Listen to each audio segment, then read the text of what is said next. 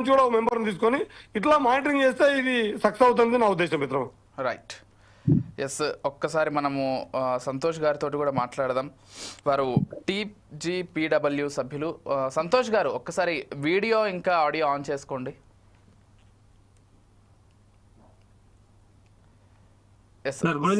Good evening అండి. అంటే ముందుగా అసలు ఈ ఉబర్ లేకపోతే ఈ ట్యాక్సీ డ్రైవర్ల పరిస్థితి ఏ విధంగా ఉంది? అండ్ ఇక్కడ మరొక చర్చ కూడా ఏంటంటే చాలా వరకు సిటీల్లో ఆటోల వాళ్ళు వాపోతున్నారు, ఈ బైక్ ట్యాక్సీలు రావడం వల్ల మేము ఇబ్బందులు పడుతున్నామని చెప్పి.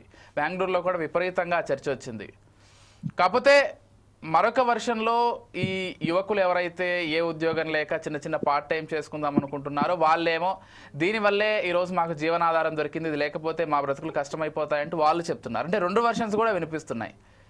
అండ్ ఇప్పుడు కార్లలో కూడా రకరకాల కార్లు, చిన్నది లేకపోతే ఒక 7గురికి అయితే మరొక కార్, అలా రకరకాల ట్యాక్సీలు అయితే అవైలబుల్ ఉన్నాయి మార్కెట్లో. ఆటో దగ్గర నుంచి, బైక్ దగ్గర నుంచి, కార్ల వరకు అన్నీ కూడా.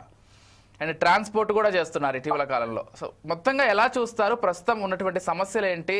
ఇప్పుడు తీసుకున్నటువంటి కొత్త నిర్ణయాలతోటి ఏమైనా లాభం చేకూరనుందా? ఏం చెప్తారు సార్? Good evening sir. మా శ్రీహరి యాదవ్ గారు కరెక్ట్గా మాట్లాడారు, కరెక్ట్గా చెప్పారు. ఏదైతే మాకున్న సమస్యలైనా ఫస్ట్ గానే చెప్పేయడం జరిగింది. అయితే నెక్స్ట్ పాయింట్కి వచ్చేసరికి ఇప్పుడు తీసుకొచ్చిన కేంద్ర ప్రభుత్వం ఏదైతే తీసుకొచ్చిందో 10 లక్షల రూపాయలు ప్లస్ 5 లక్షల రూపాయలు, ఇది మేము ఆల్రెడీ TGPW మా యూనియన్ ద్వారా చాలా మంది మేము సభ్యులకు 26 మంది సభ్యులకు ఆల్రెడీ మేము ఇప్పేయడం కూడా జరిగింది. కాకపోతే తెలియని వాళ్ళకి తెలిసే విధంగా జరిగింది, అంతేగాని ఇందులో పెద్దగా చేసింది ఏం లేదు. కాకపోతే దాన్ని మేము స్వాగతిస్తున్నాం. ఈ రోజు 10 మందికి తెలిసేలా, అందరికీ తెలిసేలాగా ఇది చేయడం జరిగింది, దాన్ని మేము స్వాగతిస్తున్నాం. ఇక నెక్స్ట్ వచ్చేసి పీక్ అవర్ లో రేటు పెంచడము, రద్దీ టైంలో రేటు పెంచడము, ఇదైతే డ్రైవర్లకు కానీ ఇటు ప్రయాణికులకు కానీ ఇద్దరు కూడా నష్టపరుస్తుందండి. ఇది కేవలం కంపెనీలకే ఇది లాభం చేకూరుస్తుంది తప్ప మాకు ఇలాంటి అంటారు 100% అండి. ఎందుకు ఈ విషయం చెప్తున్నానంటే, ఇప్పుడు ఏదైతే 80% డ్రైవర్ కు ఇచ్చేలాగా చూడాలని అన్నారో ఆల్రెడీ మాకు 70-75% వస్తుందండి. 25 నుంచి 30-35% కూడా కమిషన్ కట్ చేసుకుంటున్నారు. ఇంకా మాకు పెద్దగా వచ్చింది ఏముంది ఇందులో? మీకు కావాలంటే స్క్రీన్ షాట్లు కూడా పంపిస్తాను నేను. మాకు ఆల్రెడీ అందులో వచ్చింది ఏం లేదు. ప్లస్ మాకు ఇన్సూరెన్స్ కూడా ఆల్రెడీ మాకు కట్ చేసుకుంటున్నాడు. ఇంకా పెద్దగా గొప్ప రకం చేసింది ఏముంది ఇందులో? నాకు అర్థం కాలేదు. అదే ఇప్పుడు దీని వల్ల ఈ రోజు మీకు కనిపిస్తుంది అండి ఇది? చెప్పండి. ఇది కనిపిస్తుందా? కనిపించట్లేదు కానీ మీరు వివరించే ప్రయత్నం చేయండి, పర్లేదు. ఈ రోజు నేను చేసింది పొద్దున్న 8 గంటల 30 నిమిషాలు వెహికల్ డ్రైవ్ చేశాను. ఈ రోజు ఇప్పటి వరకు ఈ క్షణం దాకా నేను చేసింది 900 రూపాయలు అండి.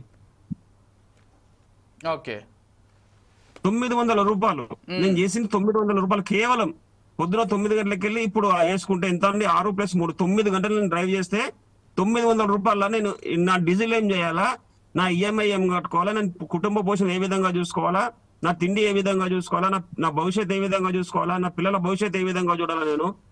ఈ రోజు వీళ్ళు పెంచడం ఈ రేట్ల వల్ల ఇంకా దిగజారిపోతుంది తప్ప ఇంకా ఎక్కడ కూడా మాకు మెరుగ్గా కనిపించడం లేదండి. ఇంకో పాయింట్కి వస్తే, మీరు యువకులు చాలా మంది పార్ట్ టైం గా చేస్తున్నారని అంటున్నారు. సార్ మీరు ఒకటి గమనించాలి, ఇక్కడ పార్ట్ టైం చేస్తున్నారు 110%. ఓకే, ఒక్కరు కూడా ఇందులో ఫుల్ఫిల్ గా చేస్తున్నారు. ఎవ్వరు కూడా 4 hours 5 hours ఎవ్వరు కూడా చెయ్యట్లేదు. మీరు కావాలంటే సర్వే చేసుకోండి. 110 మంది వెళ్తే 110 మంది వెళ్తే చాలా గొప్ప అండి. మొత్తం అందరూ కూడా మినిమం 10 to 14 hours చేస్తారండి. స్టిల్ నా వరకు వస్తే మాత్రం నేను 14 గంటలు మినిమం ఆన్లైన్ లో ఉంటే మీకు లైవ్ లో చూపిస్తున్నా, ఈ రోజుదే చూపిస్తున్నా. బట్ మీకు కనిపించట్లేదు అంటున్నారు. 900 రూపాయలు నేను చేశాను. నేను 900 రూపాయలు చేశాను నేను ఈ రోజు. అంటే ఎంత వస్తుందండి? అంటే మీరు ఇప్పుడు 900 చేశారు, లేకపోతే ఒక 2-3 గంటలు ఉంటే ఒక 1000 రూపాయలు వస్తాయి అనుకుందాం. మీకు ఎంత వస్తుంది, కంపెనీకి ఎంత వెళ్తుంది చెప్పే ప్రయత్నం చేస్తారా? ఇందులో నాకు 1700 రూపాయలు చేస్తే నాకు వచ్చింది 1000 రూపాయలు అంటే 700 రూపాయలు కంపెనీకి పోయింది.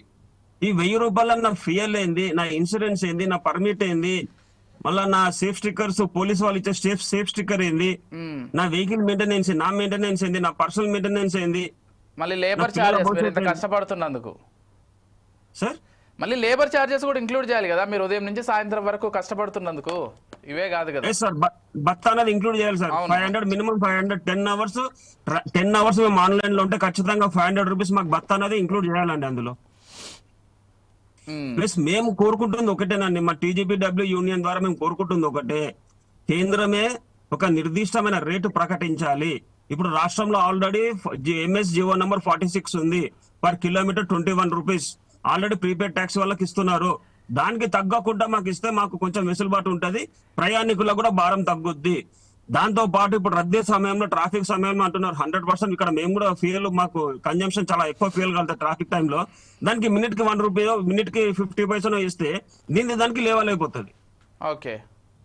కానీ ఇక్కడ కేవలం ఈ కేంద్ర ప్రభుత్వం తీసుకొచ్చింది కొంచెం మాకు మెరుగుగా ఉన్నా కూడా మొత్తానికి మాత్రం ప్రయాణికులతో సహా, మాతో సహా కార్పొరేట్ సంస్థలు దోచుకునే రీతిలో డోర్లు ఓపెన్ చేయడానికి సిద్ధంగా ఉన్నారు. మా శ్రీహరి యాదవ్ గారు చెప్పింది వాస్తవం, 100% వాస్తవము. 70% అన్న మా సమస్యలు అన్ని కూడా చెప్పారు అతను. రైట్. మస్తాన్ రావు గారు నమస్తే.